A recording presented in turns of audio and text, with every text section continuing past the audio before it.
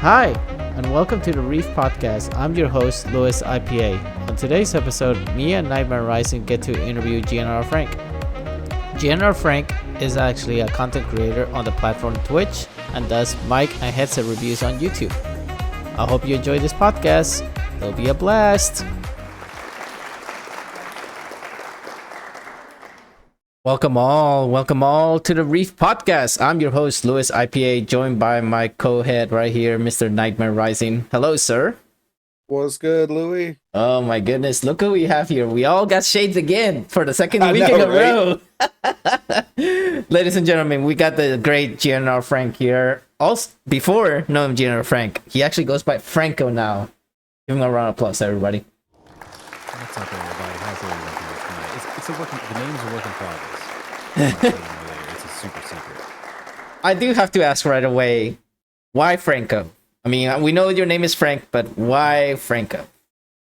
I've had a couple close friends in the back in the day, call me Franco, and kind of trying to like really bunker down on like my content and like my, I hate to say branding because I'm not a brand, I'm a person, but like the name, right? Because GNR, like, what does that tell you? That doesn't tell you anything about what I do. Like, if you see my channel, you don't know me, you have no idea that I review content creation gear and, streaming gear and gaming gear. And the name doesn't tell you that.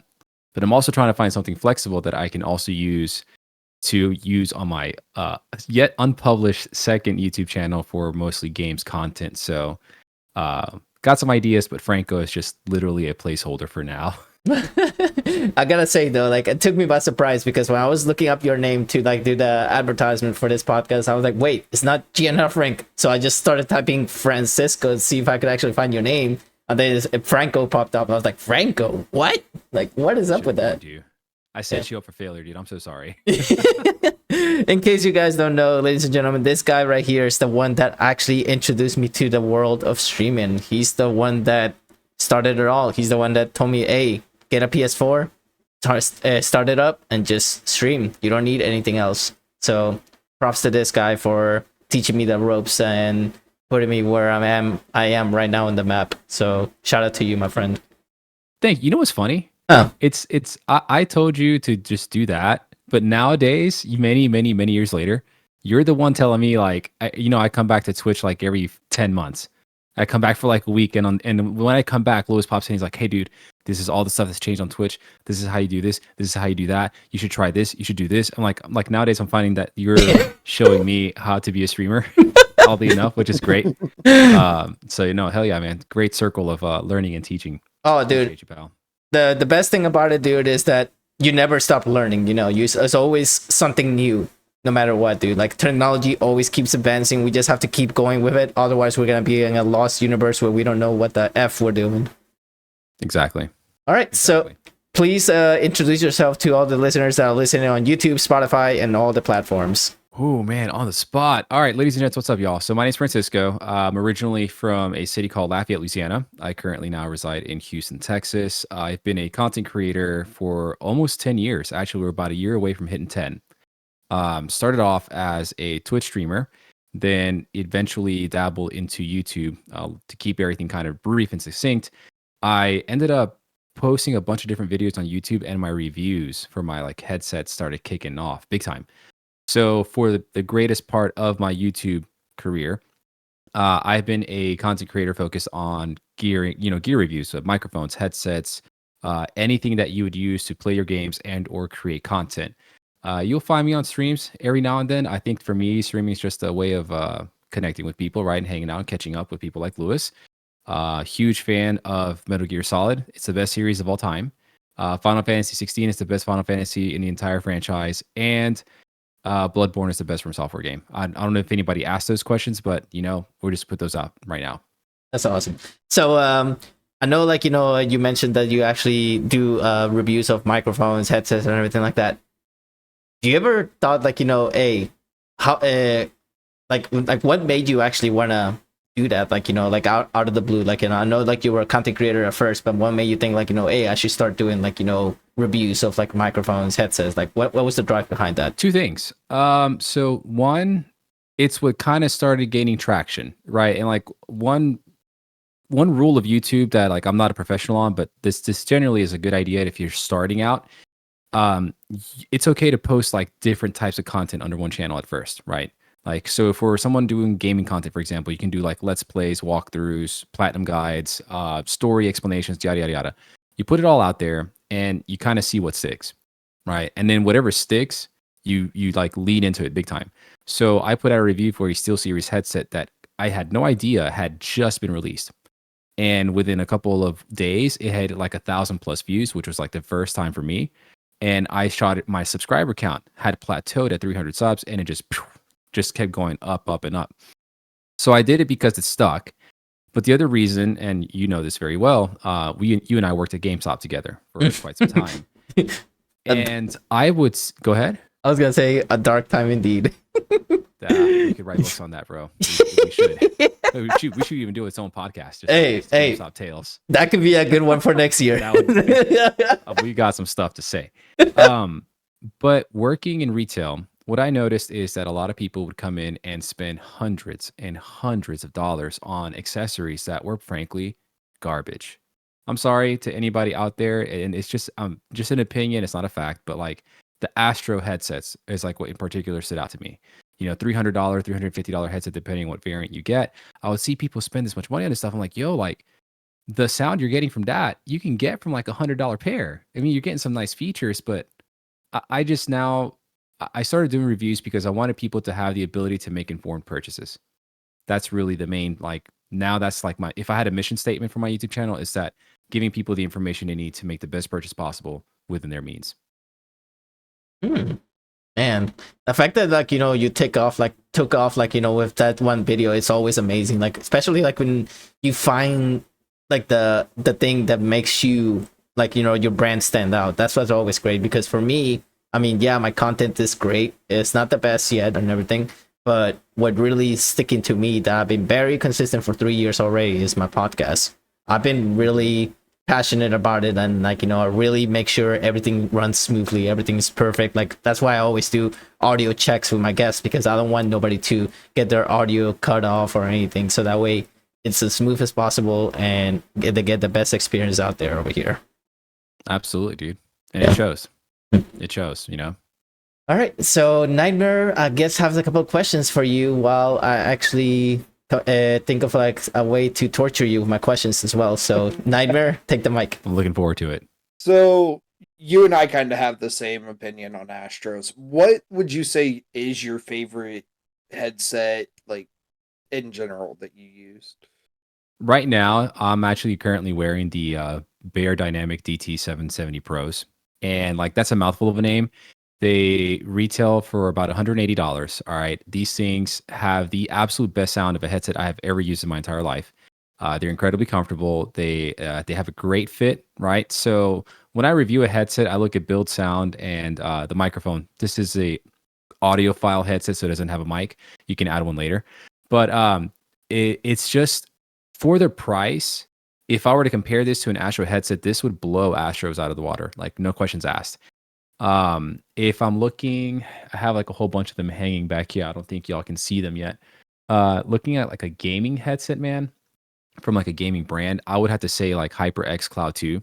It's like a legendary, like classic, very well-rounded headset. But I hear things in this set of cans that I don't hear in other more expensive premium priced headsets at all. And it's like the wire. I know it's crazy to think this, but the wire itself is probably about like 8 to 9 feet long, which is fantastic, right? You don't have to worry about, you know, accidentally you have to walk away quite a ways before you pull the headset off your head. I think when you look at this headset as like, well, how much you pay for it and what you get out of it, I think penny for penny, it gives you exactly what you're paying for and then some. So basically, like, you know, if you're saying that if I play Call of Duty, I might be able to hear the steps way ahead of time or something like that. I can maybe 100% verify and confirm that for you. Like the soundstage on the headset like this, and this I believe is the closed back, like closed back version of this headset. So that means that this headset is designed to where sound doesn't really get in from the outside and sound doesn't leak out from the headset itself. With it being a closed back headset, it still has great soundstage. So you're able to hear things like footsteps and gunshots, explosions, vehicles. In PUBG, right? Like PUBG is a battle royale I played the absolute most out of anything else. I could hear cars and footsteps coming from a lot further away than with most of the other headsets I've used. But the other big difference is that you also get a sense of verticality, right? So now you're able to also determine if your headset's, somebody is above you, not a headset. If the footsteps are like above you, kind of at an angle across a building or anything like that. Other headsets where you pay less, you don't get that. And unfortunately, the case too is that you'll pay a lot more than $180 and you don't get that kind of a soundstage at all, which is really sucks because you need that. The thing about headsets too, though, is that yeah, you have a great headset right now, but I mean, a few months later, they might have a brand new one that like does even better than that. I mean, it's almost the same thing as phones. Every time you have a new phone, it's always a new experience that you experience with that. Same thing with like, new platforms. You have a new platform that comes out, everybody tries to go and see what it's about and everything. So yeah, it's just like a learning experience for me. The thing too, I'll say, it's that what I've learned, because here's the thing, y'all, like 95% out of everything I've reviewed on my channel, I have personally paid for. Anytime I've gotten anything for free from the company to review, I stay in the video. It's been more than I ever thought it would be, but it hasn't been like, a grand, chunk of my content. But what I have noticed is that after you cross a certain price threshold, like the improvement. So if you go from like a $50 headset to a $100 headset, there's a major improvement in quality in all different areas and facets, right? If you go from 100 to 150 to 200, the improvement is there, but it's less noticeable. It's diminishing returns, right? So once you go $200 and above for a headset, like unless you have like a ear for these things, which I don't at all. I'm not a musician. I'm not an audio engineer or anything like that. You're not going to really notice the improvements that you're going to get from going from like 150 to 200, 250 to 300. Yeah, at this point, especially with gaming companies and gaming headsets, you're really paying for a lot of gimmicks that really don't do that much of a great job of giving you the best audio experience out there.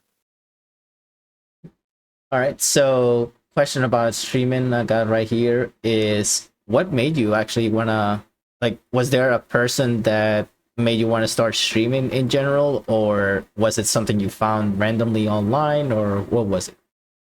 It wasn't a person, it was a group of people.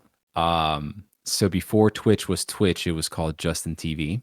Mm-hmm. And my friends and I were religious StarCraft 2 players and like pro player watchers. And we would watch like the Korean tournaments on Justin TV all the time. And I didn't know what the means were to like get that going, but seeing people, doing their builds and playing these games, these matches of StarCraft 2 and watching them like their face cams or the map would be, I thought it was the coolest thing in the world. I was like, oh my God, I would love to do that one day. As soon as I learned that the PS4 was going to have the ability to allow you to do that, I was like, I'm in. I'm going to try it out. And, my first streams like were terrible, dude. You tell me. No, hold up. My first stream ever, dude, was before PS4 came out. I had a webcam aimed at my laptop screen running Skyrim, dude. Look, we all start somewhere. I agree with that. That was my first one, man, and it was awful. And I'm like, I felt so cool, but at the same time, like, this is running terribly. But no, like seeing those StarCraft 2 players were like, this is dope. Like, I would love to sit here, play video games, and somebody watch and talk to me. And yeah, it's been great, man. Anytime I have done it, like, you guys will pop in, and random people that now that I'm like I'm so inconsistent with it, y'all, because I primarily focus on YouTube. But I have accrued a small handful of people that it doesn't matter how long I go between streams, the next time I go live, they're there. And like, that's probably like the most rewarding thing about the whole thing. That's awesome, especially when you have a group of friends that you've been knowing for so long and they always support you no matter what. I mean, yes. I have one guy by the name of Just Ivan on Twitch. He's been subscribed to me since 2018, since I started. And literally, like, every time he comes in, he loves to flex how long he's been following me. And he's been following my channel since 2015. Damn, dude, that's awesome. Yeah, and he's never unfollowed. He's always like, as soon as I became affiliate, he was the very first person that subscribed to my channel. And he said that I'm always gonna do this, like, till you basically quit streaming. So I was like, You damn. can't quit though. You don't have permission from anybody to ever quit. I don't think I'm gonna quit anytime soon, because anybody can pick up streaming no matter what. I mean, anybody can do it at any time. I mean, I started like I said, because of you, because you're the one that said like, hey, just do it from your Twitch channel. And I mean, at first I believe like you were playing Black Ops 3, if I'm not mistaken, and you were I think so. you were streaming that, and I was like, hey, who you talking to? And you're like, oh, I'm talking to my chat. I was like, what? And then the next day at work, we literally talked to each other, and you're like, hey, this is what you do, blah blah blah. Like, you basically told me what to do, and ever since then, like, I mean, it's been taking off, and now, like, we each, like, teach each other things, which is awesome. Like, that's how long we've been knowing each other, guys. We've been knowing each other since high school, basically. Like, he's a little older than I am, but we always like share a passion for gaming. And then we started working together at the same place, and then basically, like, we decided to have, like, full-time careers now. And now he's a father, and he's been really successful doing YouTube content. So I appreciate you being very successful on that platform. So the question I have too: what made you wanna actually go into the TikTok? Because I noticed that you have quite a bit of likes now and views on TikTok. Like, you've been one that went off, dude. Okay, so I view, and I don't know if this is the right way to do this, y'all. I'm not like an expert at this stuff, but like I view each platform as a different type of outlet. And so like YouTube, with me doing reviews, I tend to be like super overly professional, right? I try to be very like concise, even though my videos are like 15, 20 minutes longer, if not more. Twitch is like, the living room. I'm just hanging out, relaxing, kicking it with everybody else.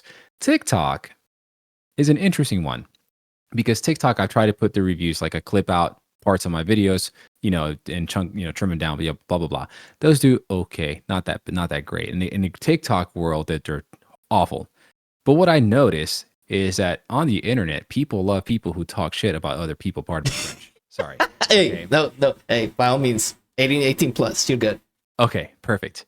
And some people were talking. Oh, I got this idea of going on Metacritic and like reviewing the 0 review scored reviews for Final Fantasy 16 on Metacritic. And I just completely like laid into those people, called them out by their like whatever username to use. I posted it thinking, oh, I'll get like 200, 300 views, whatever. Damn thing got like 89,000, 90,000 views. and like, I mean, it took like a couple days to get there, but oh, dude, like the amount of followers, I skyrocket. I think I doubled my followers just from that one TikTok. And then somebody responded with a stupid comment. And then I answered that comment with another TikTok, and that got like 1,000 plus views or something like that. I don't know, just for fun, right? Ideally, what it is that you use some of the other platforms to drive the traffic over to YouTube, right? So TikTok, Instagram, Twitter, X, whatever. You kind of put things here, out, and there. And then ideally, the goal would be is that everyone sees those short form content of mine and like, oh man, he's got a YouTube channel. Let me check it out and go there. But when I look at my analytics, that's not how people are discovering me. They're just finding me based off of recommendations, which is what you hope for as a YouTuber. Or search engine keywords and stuff like that. But it's for fun. I like talking shit about people sometimes, and that's the best way to do it is on TikTok. Well, I figured I would let you know that I know I always let you know when there's something new in Twitch, so I figure I'd give you a heads up. If you ever do decide to go back to doing Twitch, like, every now and then, and you want to clip something, you can actually clip it and edit the clip in vertical and actually upload it to your TikTok now.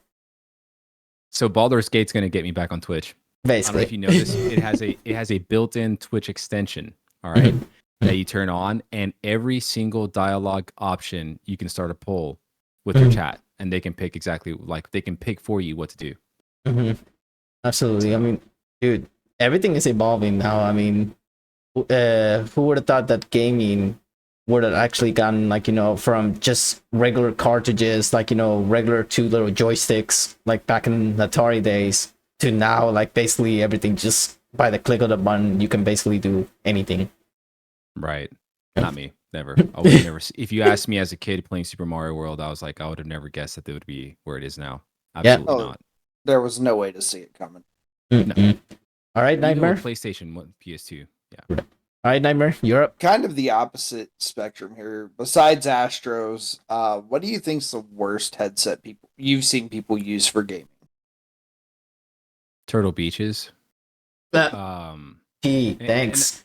Sorry, Same. Turtle Beach is, and I'm sorry, I swear to God, it's not to be funny, right? Like it's just I try to be as objective as I can about it. Turtle Beach is a great headset for the right people, right? But some of them, they're just so cheaply built. Like the one that you're wearing, Lewis, I feel like if you drop it a little too much of a height, like it will snap, right? Audio quality, they're not that bad. That's where they kind of win people over. I think it's like, okay, you get a cheap build, but you get decent quality. Rocat, Rocket, man. the brand that freaking Dr. Disrespect reps now. Oh, I used one headset of theirs, and I will never, ever, ever, ever touch that brand ever again with a 10-foot pole, dude. It was terrible. The Rocat LO Air 7.1 wireless headset. I plugged that thing into my computer, fully charged. Everything's great. I start playing, dude. There is so much feedback cutting in and out, so much sound being lost. I'm like, this is awful. The worst. I would have rather taken a $100 bill, cut it in half, light on a fire, and then like just flush it down a toilet. Than buy that headset ever again. Well, just so you know, this headset right here only cost me $20. But see, that's the reason I use it. So no, and that's what I'm talking about, right? So for $20, that's a solid buy. That's a damn good buy for $20, right? If you tell me, because I think those are the stealths, right? Stealth something or others. They have like different numbers or numerals. Yeah, it's a stealth series. If you told me you spent 60, 70, 80 bucks for that, the reason I would say don't do that is because there's other headsets in that same price range that are like far better with build alone and have just as good sound. HyperX Cloud Core, $50 headset, phenomenal headset.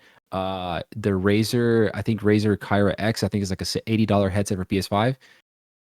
Somewhat of a odd, cheap plastic build, amazing sound, and an incredible microphone. And now I feel sad because I know too much about headsets, dude. So basically, if you see a friend's headset, if you see a friend's wearing headset, you'll be like, no, dude, you're not wearing the right one. You need to wear this one. Dude, I'm at the point now where when I see anybody on Twitch, YouTube, I can recognize the mic that they're using and I can recognize the headset that they're using it, man. And for mics, to some degree, I can almost recognize them if I just hear it, dude. And it's kind of scary. I did manage to fix my HyperX like from back when I started, because I started looking up YouTube videos on how to make the HyperX a better mic, and now my quality is like way better, more clearer. The only thing that I need to work on is eventually get a better headset. But right now, these are very comfortable. Like I don't get like how you get like the top part hurting because you don't have a cushion on top of the headset. This thing right here is super comfortable, and like I said, for $20, dude, it's a steal. You can't beat that. Yeah, no, absolutely not. If I had no headsets and I only had $20 and that was on sale for $20, I would buy it for $20. Absolutely. Yeah. All right. And good job on the mic. Yeah, this mic. I mean, I cannot thank enough for this one because I love the HyperX RGB colors. I'm a big fan of RGB. I know we're all pretty much are big fans of that. Like anything that's like different colors that glows and everything, we all love that. But this one right here is amazing. I'm really soon gonna be upgrading this one. Not technically upgrading, but changing my whole arm, my microphone itself to like a whole completely white brand that they have that looks really gorgeous. Because I want to do like a black and white theme for my setup, so that way it matches with my PS5. Kind of like a stormtrooper. Yeah, basically. I can dig it. But no, I do not shoot like a stormtrooper, just so you know. All right. So basically, we have a question here from Little Nightmare that asked a little while ago about headsets. He actually said, so the headset you were talking about, are they like new ones or something like for PlayStation 4, 5, or Xbox, or are they only for certain devices? Anything. Really? You can use them for anything. And if, dude, like I have so much crap in my closet here that you can't see, where like I've I have so many headsets and so many things that I have Ziploc bags labeled with each brand and each headset model with all the things that come with it. I'm almost positive that this 1/4 inch adapter came with the DT770 Pros. So you can use this with a 1/4 inch adapter that it comes provided with, or you can use it on any 3.5 device. I've used it on my PlayStation 5, currently on my computer. You can use this on any 3.5 enabled device. The only thing, and this is the 80 ohm version. It just needs to be able to provide enough juice to it. But because it's the 80 ohm version, I think just about any device out there can power the headset. Now, if you go for the 120 ohm or higher versions, you might have to get something to power at that point. But for 80 ohm version, you're good to go. You can use it on anything. Gotcha. You had a podcast that you had running a while back. Is there any updates that you can give us on that? Because I took that thing out back and shot it, bro. I'm just kidding. No updates, y'all. I mean, updates, sure. So I was running that podcast with some friends of mine from Puerto Rico that ironically I met because they logged into one of my Kingdom Hearts streams, made friends, became friends, stayed in contact, and we started a podcast. Funnily enough, one of them got a girlfriend, which kind of started like the slow, agonizing death of the show because obviously, he's going to dedicate his time to that, understandably so. I have 2 little girls. I got my wife. I've got a full-time job that's like super demanding, right? From Monday to Friday. And slowly but surely, man, people, for one reason or other started not being able to show up for life reasons. And ever since then, we just haven't really got the band back together. And that's okay with me right now because it's allowed me to make sure I have the time that I need to be a father first and foremost, a husband then, and then me and a creator third. So I don't think a podcast is going to happen anytime soon. Now, when the girls go to school. Now, what if they ever decide to come back and say, "Hey, let's do one special episode to, bring back the memories and everything like that"? You'll be down for that? Yeah, absolutely. I could do that. That's awesome. Like you do. You reached out to me 6 months ago to schedule this one? You reached out a long time ago. Yeah. And that's great. And that's the thing. I don't know if I should say unfortunately, but like the way my life is now with work and just, being a full-time employee and worker and father and husband, like I have to be able to schedule, I have to schedule these things. Like this isn't something I can do anymore where it's just spur of the moment. Hey, we just go do a podcast today. Like that's just how it is, man. This is adult life. Can I tell you right now that I have interviews lined up until December of next year? There you go. And that's such a good way to do it, bro. Good job.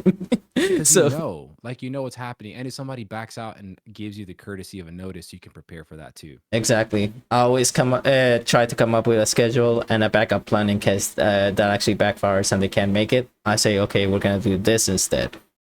Right. Yeah. Hell yeah. All right. So question here from Emperor says, which will be better, as a mic or a headset? Mic. Focus on? Yeah. Mic. 100%. If it's for content creation, y'all, it's funny. I just finished recording and editing a video yesterday on this. So people will leave your streams not because you have a poor camera, like a cheap webcam with bad quality, not because your capture card is just putting out at like 600p. They don't leave for that, dude. They they don't even necessarily leave just because maybe you're not entertaining. They or leave on the flip of a dime if your audio is bad, dude. If your mic quality is not like pleasant to the ears, people will leave like that. You don't have to go out there and buy a Shure SM7B, any crazy setup, you don't have to invest a whole lot of money, dude. For just about any budget out there, y'all, there is a mic you can get that will get you what you need as far as quality is concerned. So if I was starting all over again, and I had only the money to buy either a headset or a mic, I would be buying a microphone first. Yeah, because people like to listen instead of they love seeing reactions of you in camera and everything, but they always want to listen like, oh, his voice sounds clear, like it sounds higher than the game he's playing, so we can actually talk with him. Yeah, and you got like these all cheap earbuds and crap that you can buy, you can use temporarily, and then eventually save up to get yourself a decent headset. Like your headset doesn't have to be something extravagant. I've seen people. Says the guy who's doing, ironically enough, right? I've seen people actually wear they have like a regular, I think it's like the Apple headsets, like not the headset, but the headphones, and they put it under their headset, and they have like two of them at the same time. I don't know how they do it, but what if somebody actually was to tell you, like, hey, would you be willing to try that? Or have you tried that before? That sounds so they have their AirPods on underneath the headset. Yeah. For what reason? Like to use the AirPods as a mic? I'm guessing they're probably using that either as a mic, or they use it to listen to their own music while they're playing, while they're streaming. I don't know, but I've seen so many people that, like, they don't use the AirPods, but they have like the wired iPhone ones that they use. I mean, if you're using it to listen to music, and you don't have like the software to actually route your audio, then that sounds like a fantastic alternative solution, right? Without having to splurge and spend a whole bunch of money. If you're using it as a mic, I mean, kudos to you for having a very creative solution. I would have never thought of doing that. And I have AirPods, and I'm curious. I might try that out and see how that sounds, because that might be something viable, right? Because I mean, yeah, dude, if I'm starting off as a creator, as a streamer, I don't have the setup I have, y'all, took me years to put together. This isn't something I got on a whim overnight, dude. Like, I started off, like I said, a webcam and a laptop aimed at my laptop's monitor, dude. Like, then I upgraded here, a little bit there, right? So people don't have the money necessarily to go there and, well, let me go get this expensive XLR microphone set up and these really badass sets of headsets. And it's no, dude, like, that's awesome. I love hearing that. That's ingenious. That's the word. We're gonna go with that one today. Ingenious. I'll try it. I'll report back to you later, Lewis. Okay. Emperor here says, what mic would you say would be the best out there right now? I don't like talking about, I'm using the SM7B. I don't like talking about it because it's an overrated, phenomenal, beautiful, chef's kiss, great microphone. But really, dude, please don't go buy an SM7B as your first mic. This is the Rode PodMic USB. This is a $200 dynamic USB and XLR microphone. So just like the Shure MV7, you can put a XLR cable here, or you can use it as USB. This is great. You don't have an XLR audio interface. You just use it as a USB mic. It sounds fantastic. The Rode Connect app that they supply you with for free, you're able to do some really nice audio processing. Noise gates, aural exciters is what they call it, using their Aphex processing. You can get some really great sound out of it. And here's the cool part. All right, I'm giving y'all the entire video I already put out. You can take this microphone via its USB-C cable, depending on, a lightning adapter or not, and plug it in straight to your phone. And it works as a dynamic microphone for your phone for things like TikToks, Instagram Reels, or YouTube Shorts. It's amazing, dude. Like, at $200, you got a great mic. Then further down the line, you get yourself an audio interface. Boom, you got yourself an XLR setup. Yeah. Fantastic mic. Crazy. I mean, I know you said you started with a laptop and everything, but I mean, dude, imagine starting with just a console and nothing else, like no camera, nothing, and let's just say try doing it at 540p resolution. I know. That was just a nightmare. It really was. I live in Lafayette, man. I know how bad the internet is over there, dude. Dude, I remember having to do stuff like that. So that's kind of why I'm laughing. I mean, don't get me wrong. I managed to get like almost 100 followers when I had that, even though it was just playing the game. Like, and all they heard was just like, me talking, and I had the text to speech feature for PlayStation 4, and just hear back, like, repeat like the comments that people would leave was just like, I was like, dude, I'm getting tired of hearing this voice over and over again. I need something. And eventually I got to the point that I was able to get like a PC, but it wasn't like the best one. It was one of those cheap Alienware brands that wasn't like top notch, and it worked. Alienware, that doesn't sound right. There's no way you use those in the same sentence. Dude, I mean, literally, it was my neighbor's, and literally he had so much storage in it, and he's like, hey, I'm letting you just use it for streaming. Try not to, like, get it. I mean, I tried to put disc on the damn thing, and literally, like, you could not. Every time I try to play a game on PC, it would like just be like like completely ecstatic. I was like, oh man, this is horrible. But it worked at the time. But now I have my own custom PC, 3 monitor setup, microphone, everything. And recently, I've been helping a couple of friends actually start up and tell them, like, hey, this is good to start up. Like, you get 2 monitors, get a keyboard, get this, and like, do a custom PC now, because now the prices have lowered down a lot, which is actually good. I'm glad they have lowered down. But It's a lot.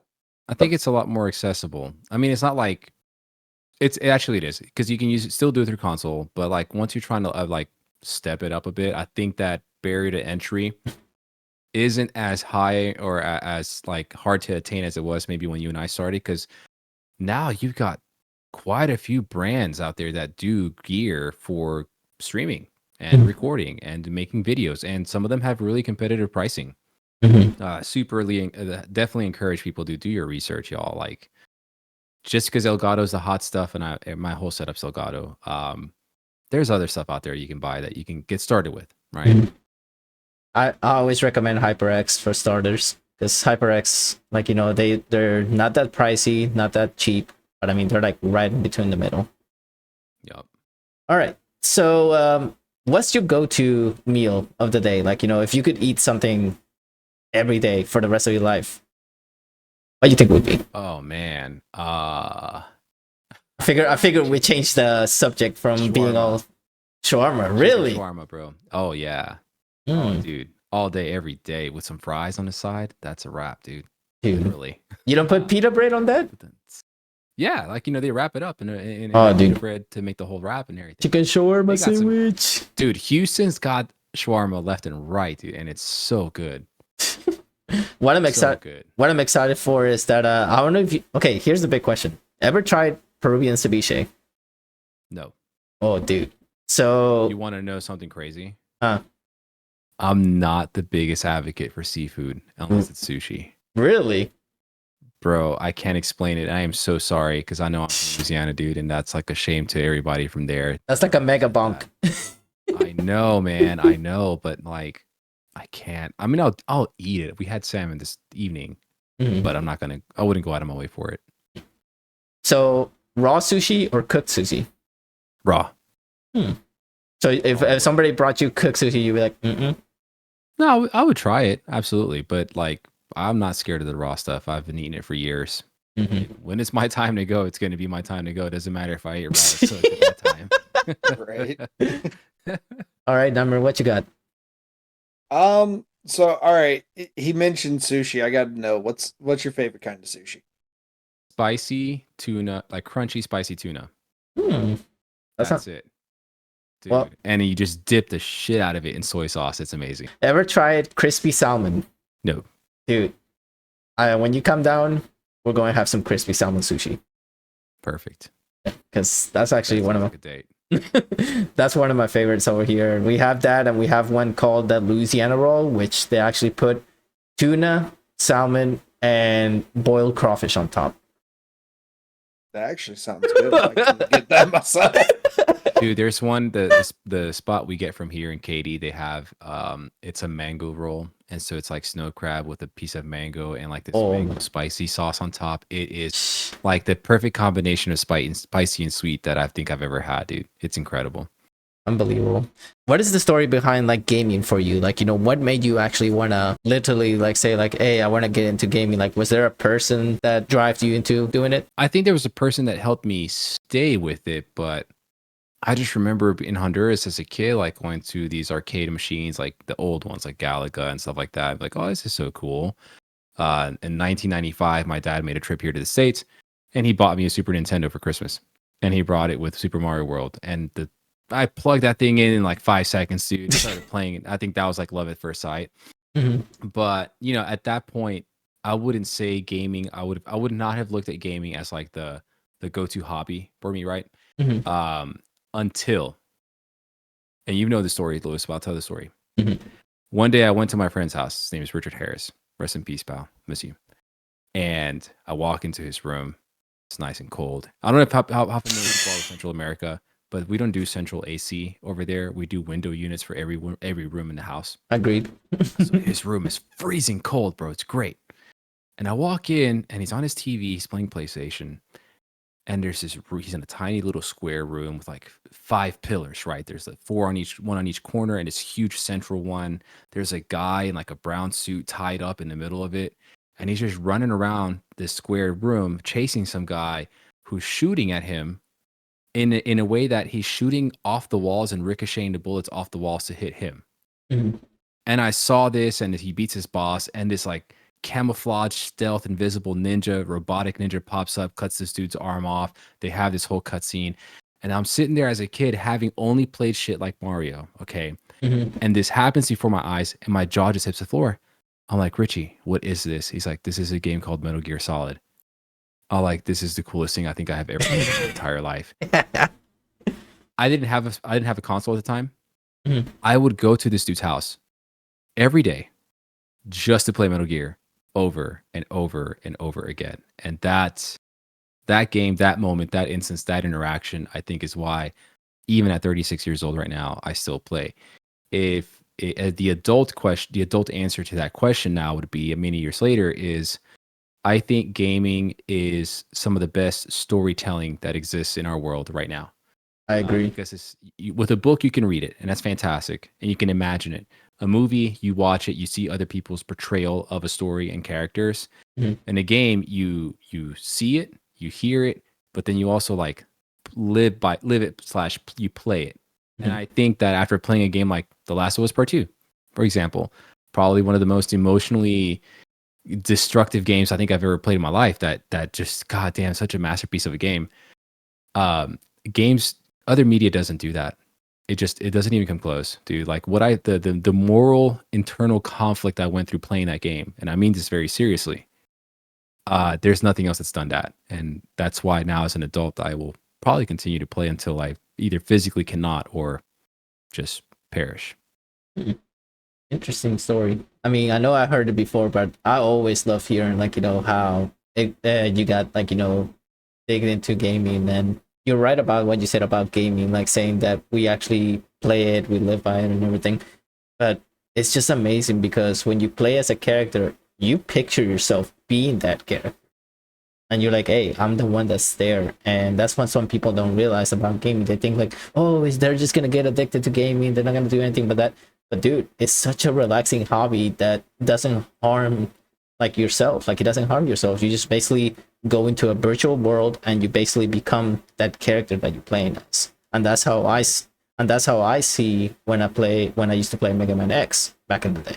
I would always think of myself as being Mega Man and running around like destroying the bad guys, making sure that there's peace in the world and everything. And games like that are what really I love back then. I mean, for me, Pilot Wings was my go-to back then. When I tell you, I don't know if I told you this story, but my dad would literally play Pilot Wings, and he would score 100 points on every single level. And after he beat the whole game 100% completely, he'd be like, okay, it's your turn. You hand me a controller. I would actually score a 99. Like, let's say I did 100 on 3 levels, and then I'm in the 4th level, and I made a 99. I kid you not, a 99, he would reset it and be like, start over. That's how Get that 100. And the funny thing is that after I completed everything 100, I was like, okay, I'm done. It's completely done. He's like, oh, you finished? Okay, reset, do it again. Yeah. That's dope. Yeah, like he would literally lecture me to have 100% on everything, even if I did it already 100% again. You did it once, you can do it again, bro. Yeah, but if I go back to it right now, I'm horrible at it. I'm bad. Same. Better than I was. All right. So, if you could actually change one thing on live streaming, what do you think it would be? What do you think would be a good thing, like for content, like for YouTube and Twitch? Like what is one feature that you think they should bring to streaming platforms? Damn. I know, man. Gotta get deep in the questions. I don't know how this would work. I don't know how it could ever be implemented, but I would find some sort of way to make this an actual like hourly. It's optionally one option of doing some sort of hourly waged job for people that are starting, that are trying to transition from like maybe a education based career, for lack of a better way of saying that, into like a content creation career. That's a big risk. I would love to try and do that, but obviously that'd be the most irresponsible thing I could ever try to do now. So I won't do that. But if there was like a transition, like, hey, like you sign an affiliate agreement with Twitch. Like, hey, look, dude, for the next year, you got to stream X amount of hours based on a 40-hour work week, blah, blah, blah, part-time or full-time. We will pay you X amount of things. You have to try and get, X amount of ad revenue, people in, viewers, subs, whatever.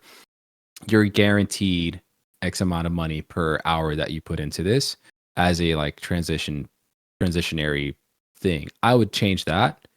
And I want to say discoverability, but I haven't been in Twitch enough to really have an issue with discoverability, because at this point, if I were to have an issue with discoverability right now, it is entirely my fault as a result of my inconsistency. So I don't feel like I have a right to say that at the moment. I would actually let us actually have music. Like, let's like actually play our own music, because we're not getting anything out of it. We just want music for our viewers to listen while we actually play games.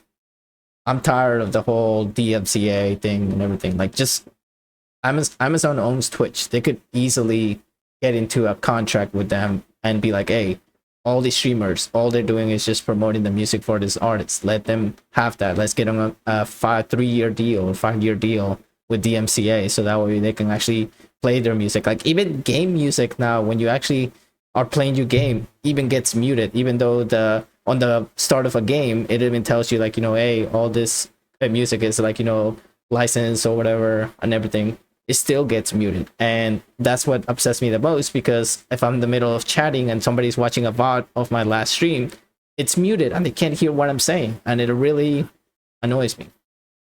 So I have a solution for you. I think Beacon and GoXLR might be the only ones that do it right now. I'm not sure if Elgato does, but the Beacon app has a routing table that allows you to basically dictate what audio sources end up on your VOD. Right. So you're able to route Spotify music, for example, to your stream, but you can tell it to not put that music in the final VOD that is saved to Twitch.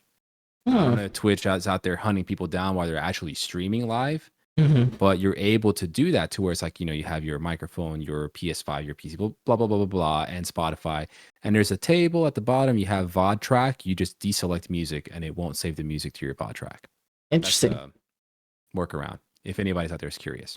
Hey, I mean, there's going to be a lot of listeners listening to this. So, I mean, I'm sure like, they'll be going after your YouTube videos after this for sure, because we're definitely going to be promoting your YouTube more than your Twitch on the podcast, because we know that's like your main focus right now. On Twitch. But no, that'd be cool. I would like that. I would like to be able to also listen to music with no consequence. But unfortunately, the law is not designed to do that. People got to get their money for it too. I 100% agree with you with the whole like paying for a certain amount of hours, because I mean that's how sports contracts are. Like, hey, you do this certain amount of goals or touchdowns or whatever, you get like this bonus because you did that. So I mean, it's so simple that they could easily do that and be like, okay, you did 40 hours of streaming, and if you pass the 40 hours, then they're not gonna give you much anymore because you did the 40 hours. Because I mean, you don't want to abuse the hours that they give you. I just thought of something else. I'm sorry, I didn't mean to cut you off. Go for it.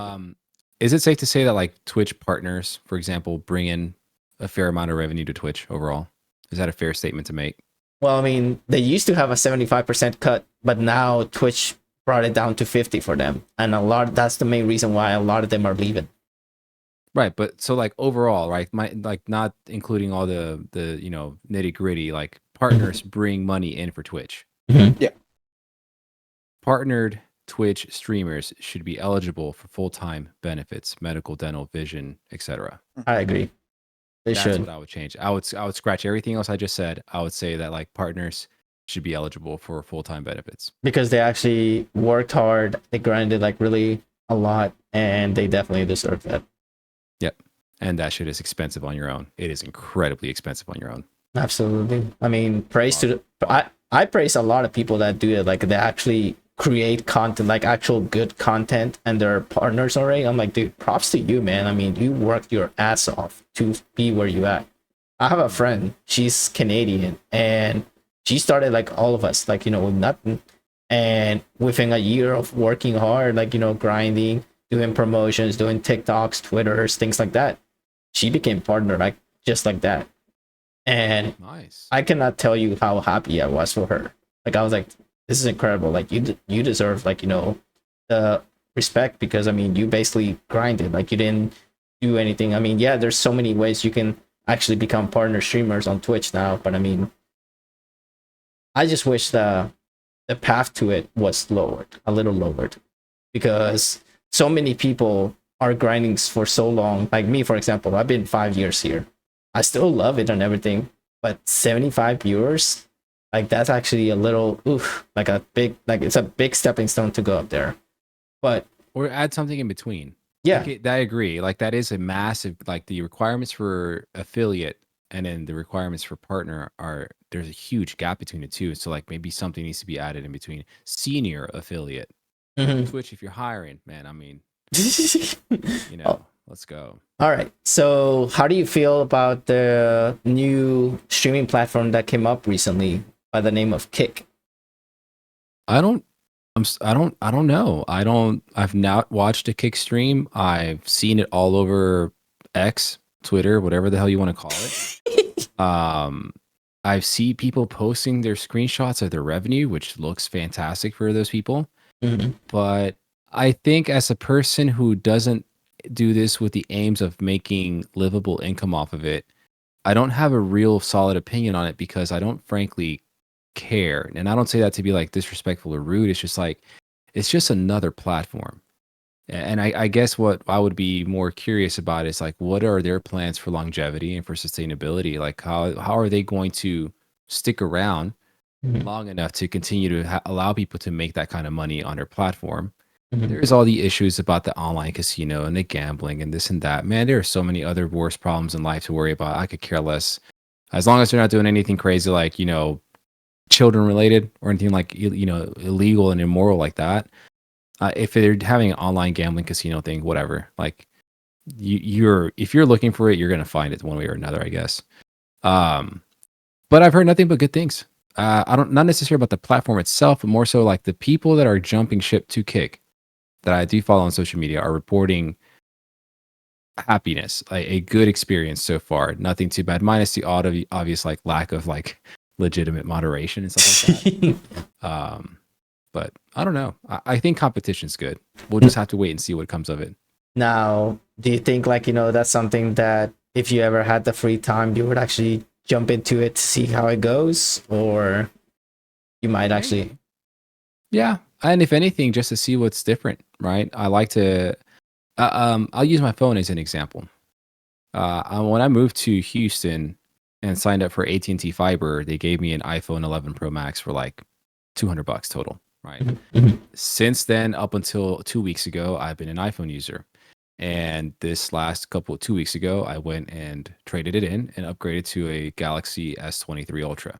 And now you're in love with And it. but I've done that all my cellular life. Okay, I go Apple, then the next time I go Android, then the next time I go Apple. Then I go back and forth Mhm. because I like to see both sides of every argument, Mhm. for lack of a better term. So yeah, I would try out Kick just to kind of see what the deal is. Is the grass greener on the other side? The logo is for sure, but I don't know if the grass is. Mhm. So there's nothing to lose at that point. Gotcha. All right. So, what's one game that Frank is looking forward to the most Starfield. this year? Really? Yep. Sorry, Oh, man.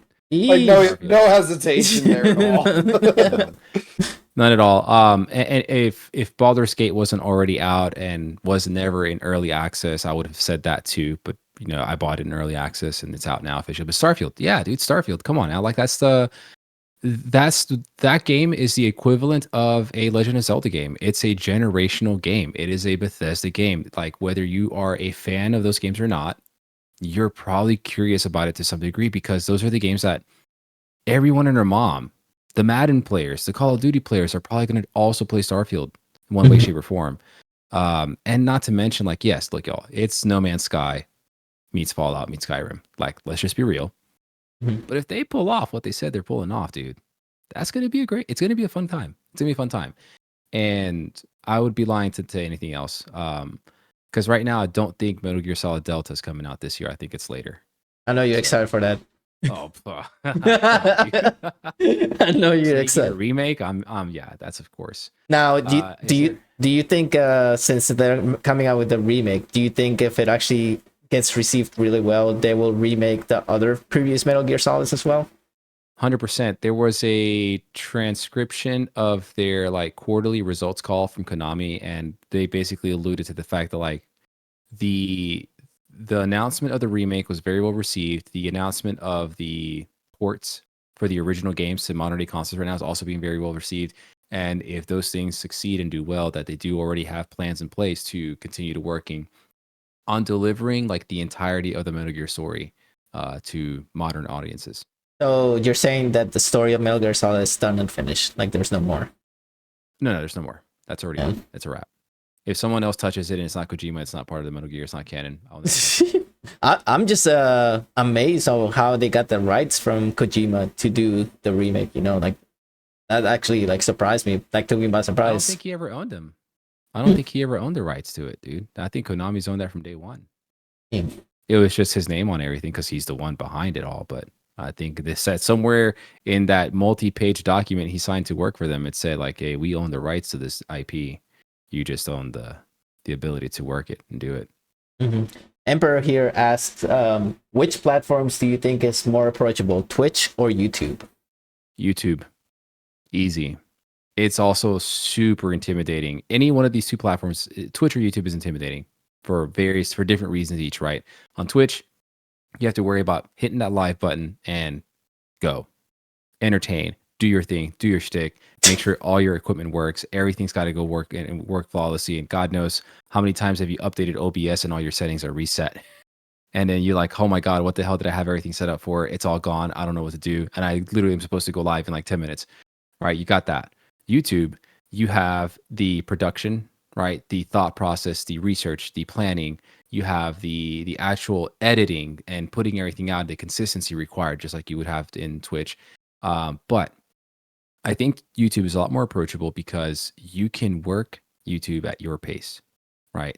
So if you're the kind of person who can put out 3-4 videos a week because your time allows you to do so, you can do that. If you are a dad, a mom, a full-time employee, a full-time student, and you only have the time to put out one video a week, you can do that. What I do is I record my video on the weekend, and one day I'll get all the footage, slim it down, cut it down to my desired length.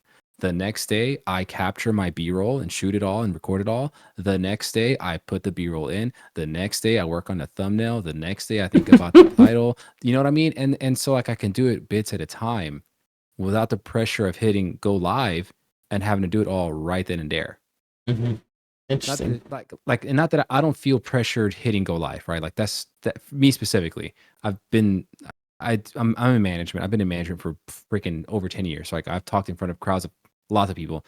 I don't care about that. But I mean, like hitting go live is a much more different dynamic because it's in the moment as opposed to having to be the ability to like plan things out and work at it at your pace. And I think YouTube is a lot more approachable in that regard. I know how you mentioned like the whole OBS issue and everything, but who can forget the freaking turn your mic on when people tell you that hey your mic is not on? That's a typical. Best of us, man.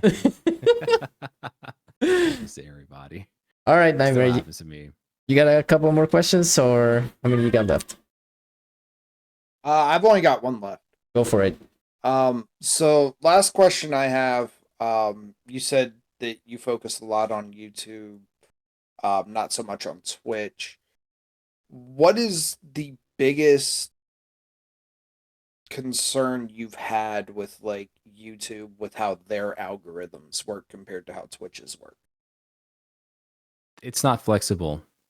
And what I specifically mean is I've been in a rut in regards to like the kind of content I want to make. I'm bored. Like I am tired of doing reviews, right? Like it's the same. I've done it long enough now to where I have a archetype for whatever type of product I'm reviewing. If it's a mic, it's the build quality and the sound quality and the off-axis projection test, the plosives test, all this kind I know what like it's the same video every time. It's just a different mic. Same for headsets, right? So I have a channel. I have 6,058 subscribers right now. And if I want to pivot my content to games, because games you can just make an infinite content from, right?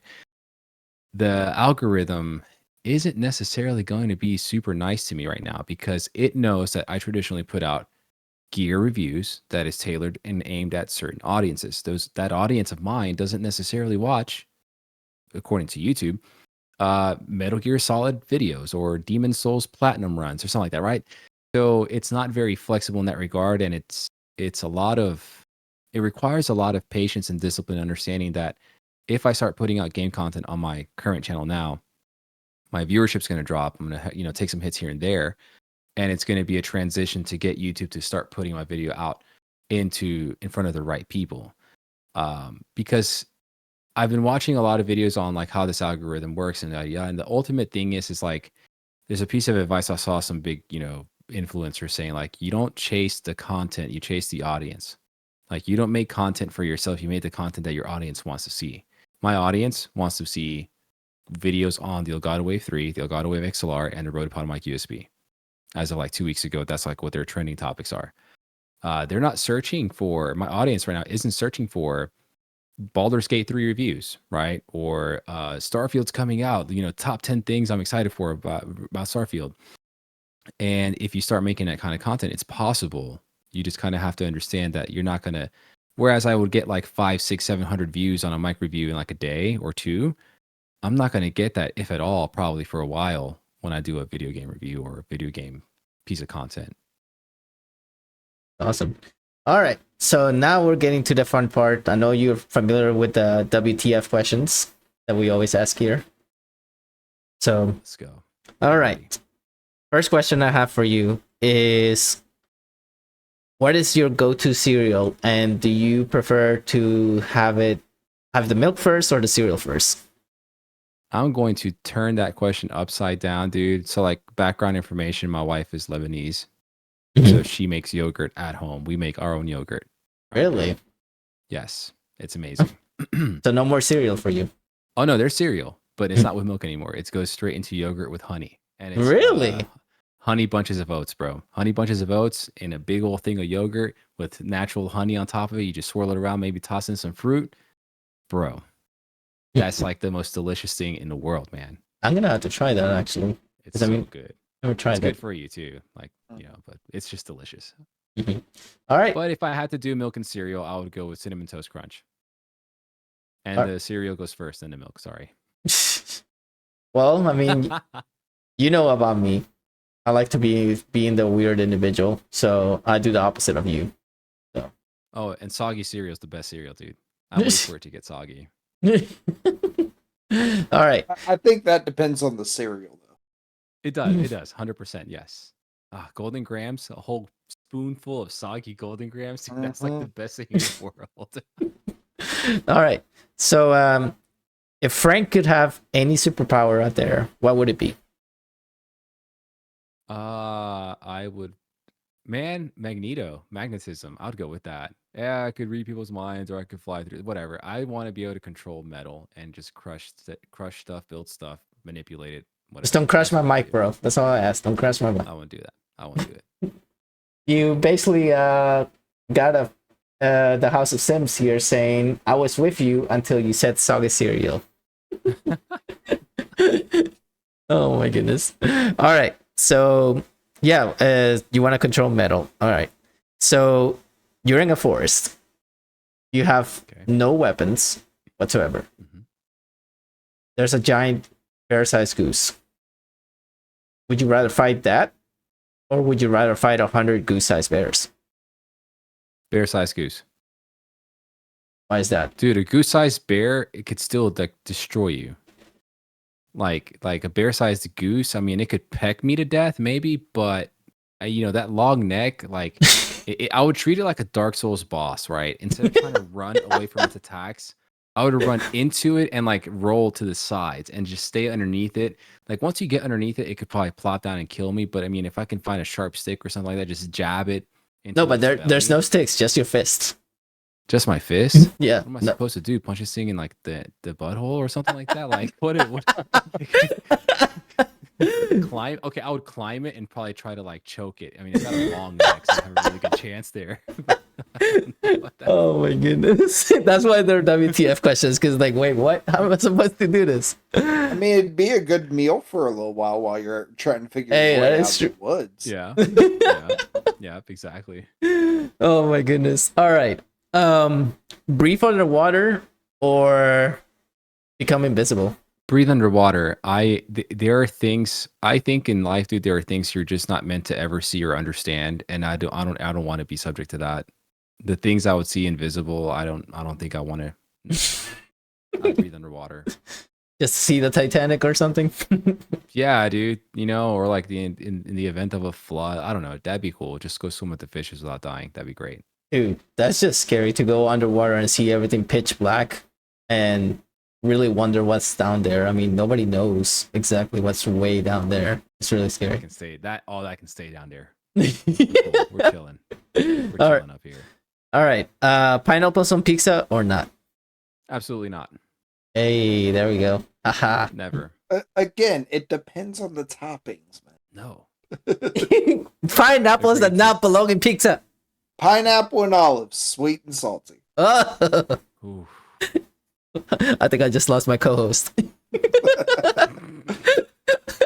All right.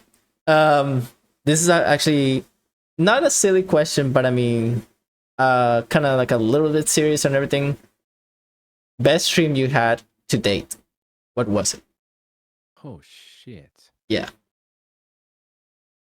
That's been a long time. I think I was playing Ragnarok, God of War Ragnarok. Mm-hmm. Something in the PS5 generation. I think I finally crossed 20 viewers because somebody rated me with like 13 viewers. Barney Jack did. Barney rates me very often, and when he does, dude, he brings he brings the whole damn house with him, dude. Mm-hmm. And I want to say it was like God of War Ragnarok or something like that. And like I've noticed, and I don't, it doesn't bother me, right? But like when I've gotten rated in the past, like you get a massive drop off. Like they all come in, they all say hi, and like 90% of the people are gone, and a couple of them stick around. But for some reason, man, Barney's crew, they stick around and they will cut up with you and just have a good time. And that was just, for the first time ever had trouble actually keeping up with chat, which, you see that with the people while having hundreds and thousands of people, but it was just going like, not like that fast, but faster than I've ever had it go down. It was a great time. It was, I think it was God of War Ragnarok. Mm-hmm. Interesting. That's awesome. So if you could meet any influencer out there, whether YouTube or Twitch, who would it be? I would 1000% meet Gary Vaynerchuk, 1000%, no doubt, no questions asked. And I would let him just verbally kick my ass and get my head straight. And then honestly, just someone who I really like their content. Two, can I make it three, please? Yeah, go ahead. Gary Vaynerchuk, Harris Heller, because that's like my biggest go-to influence for like how I approach gear reviews. And if you're a From Software fan, if you've ever seen the Vadi Vidya videos, I would like to meet him. This guy has a way of explaining From Software game lore that I don't think anyone could ever possibly even come close to touching. I just want to meet the guy. Like, does he look like what I think he looks like, or does he just look like something completely different? All right. So last but not least, is there any big advice that you want to give to new content creators out there that want to create content right now? I got a couple I can give. Don't worry about the numbers. Just do it. Easier said than done, but at the end of the day, like, you're gonna make mistakes. You're gonna suck at first. It's gonna be rough. You're gonna make mistakes. Your content's gonna, your stream might look bad. Don't worry about that shit. Like, it comes over time, right? Just first thing you got to focus on is just hitting record or hitting go live. Like, that's it. As far as gear's concerned, dude, like, having the expensive super premium equipment does not equate to quality or like viewership or subscribership. It doesn't work that way. Just because you go out there and you buy the most expensive mic, the most expensive monitors, the most expensive PC, it does not mean that you're going to get hundreds of subscribers on the Twitch or thousands of people on YouTube or anything like that. Like, make the best content you can make within your means. And this is the one thing I've challenged anyone to ever do, whether it's streams or videos. Watch what you did last time and like be your worst critic. Be your worst critic All right. And pick 1 to 2 things that you're going to do better the next time and rinse and repeat every single time, dude. And that's how you just start getting better. And don't be afraid to ask for advice from people that you know are going to actually have your best interest, as opposed to some people will take advantage of that and just be like complete dicks about. And that's one thing I can't stand, when you ask somebody like, something and they're like, oh, I don't know, Google it. I'm like, really? I'm just asking you for advice, dude. I mean, I don't want to I didn't want to be rude by asking you, but I mean, like, at least guide me a little bit, like, hey, do this and everything like that. But I mean, some people are out there are just negative, and that's one thing that I try to express over here on my channel is just positivity, good vibes, and always build the right connections and network with people. Because it's just, I don't want to say just have fun with it, because people come into it for different reasons. Some people want to make money and want to make a living. So no, don't have fun with it. Treat it like a fucking job. Treat it like you're trying to get to something with it, for sure, right? Give it its due attention. If you're just doing this as a hobby, then yeah, have fun with it. But at the end of the day, like, do research, right? Like, learn, watch. That's the big one. Watch a lot of watch as many other creators are doing something similar to what you're doing, so that you can learn from them. You don't have to copy that. Don't copy it, but you'll add your flair to it. And be nice to people. I would say be nice That's the to. big one. I would say be nice to Steve too. Fuck Steve. He fucking snipes me in PUBG all the damn time. I don't even play PUBG anymore, but he used to back in the day. Absolutely. I just had to give you that one. All right, ladies and gentlemen, this about wraps this episode of the Reef Podcast. If you actually have not followed Frank on YouTube or Twitch, I'll be dropping his links below in the video when it comes out to YouTube, Spotify, Amazon Music, etc. I can't say every single platform we're in, because there's 10 plus platforms that we're in now. So last but not least, any last words, Frank, that you want to say to everybody? Thanks for having me on the show, Nightmare. Great to see you. Great to actually meet you and do this with you, Lewis. It's always been a pleasure every single time. Everybody out there, I'll just give you my closing line for every single one of my videos. Be good to yourselves and be good to one another. Peace out. All right, everybody. Hope you guys have a good one. We'll be back in 2 weeks. And wait, I'm back in 2 weeks? We'll be seeing you soon, guys. Take care.